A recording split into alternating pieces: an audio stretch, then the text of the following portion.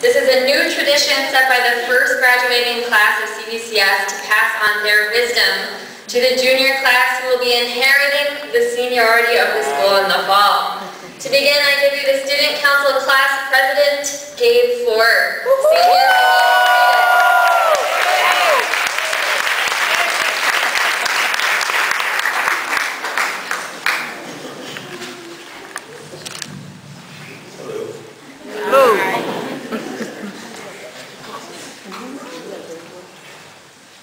As part of the first graduating class of CVCS, I've had the privilege of being one of the guinea pigs of this great experiment. I call it a great experiment because it is truly that. It's an experiment because we're always trying new things. It's great because they work. I came to this school as a sophomore, 15 years old and already thinking I own the world. Being at CVCS taught me more life lessons than I realized or could have imagined.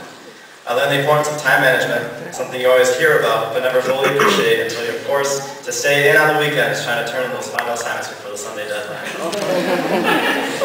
I learned to be self-disciplined and honest. The numerous long talks with Mrs. Rogers helped me to realize how important it was to plan your future and obey those in authority, even if it was just to avoid another infamous lecture. And ditching school for senior ditch day made me realize that just because you claim something to be a national holiday doesn't necessarily make it so. One of the experiments we tried out this year was a senior buddy program, where each senior was paired with a CVCS staff member. The purpose of this experiment was to give us seniors a mentor, someone who could relay their infinite wisdom to us and keep us on the right track. While I was doubtful of its effectiveness at first, some of the staff members here acted more childless than a 9-year-old at Christmas. It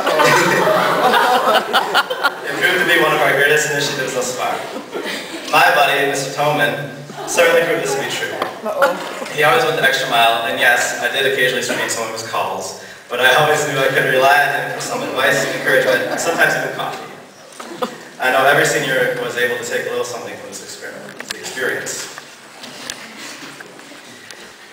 Being the first senior class, there were many trials and errors. No matter what happened though, we always managed to make the best of it. Our senior class trip is a perfect example. Where we originally planned on going to Washington, D.C., we fell short on funds. Despite that fact, we quickly rallied and decided to do a day in Chicago. However, the weather didn't agree with our decision. It rained for a good portion of the day and even made the Cubs baseball game an hour delayed. Through all that, we still had one of the best days we could have had. We all pulled together, laughed our luck, and laughed even harder at the hilariously rude waiter at Devetics. No matter what obstacles we faced, we could always rely on each other for support. And now, juniors, at this point you're probably thinking, man, how can we ever hope to be as incredibly awesome as these seniors were?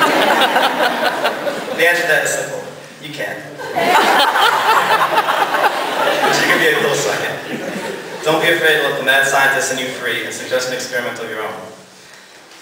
Mr. Rumpf, you must be squirming in your seat right now after realizing this is my last paragraph. Just think of this as my one last act of defiance, not following the proper 5-paragraph format.